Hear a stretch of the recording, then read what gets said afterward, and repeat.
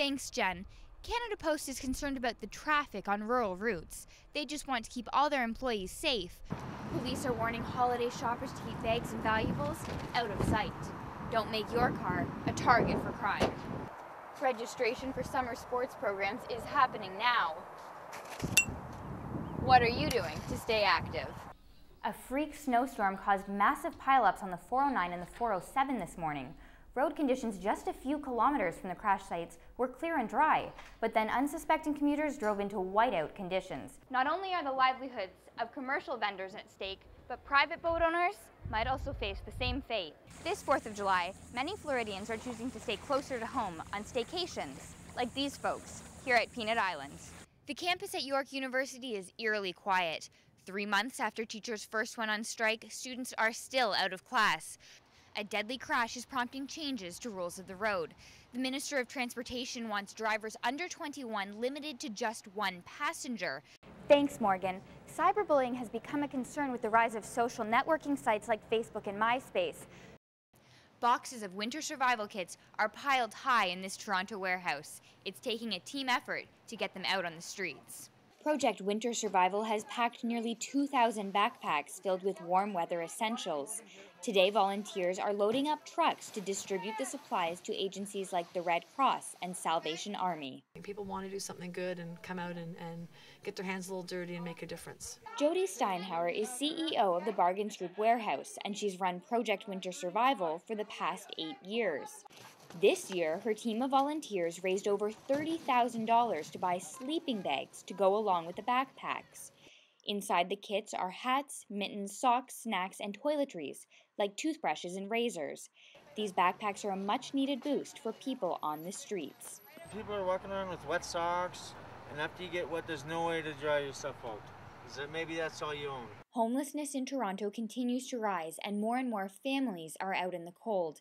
That's why Marianne Turner is happy to help however she can. If it was me out on the street, I would want somebody to help me. I'm fortunate enough to own my home and be able to heat it and put food in my fridge and to help my kids. These people don't have that luxury. Project Winter Survival is still looking for donations. You can drop off supplies at their location at Caledonia and Lawrence. I'm Amy Sanders for Newslink at 5, Toronto. Students here at Sheridan College may be stressed about studying, but money is also on their mind. Canada's student loan debt hit a record high today.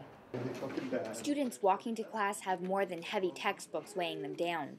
Students collectively owe the federal government $13 billion in student loans. One student told us he may have to put his dreams on hold to pay back his debt. I have a duty to pay that off, and that means that I'll take a job wherever I can get it. The Canadian government has introduced a new repayment program to tie payments to income after graduation.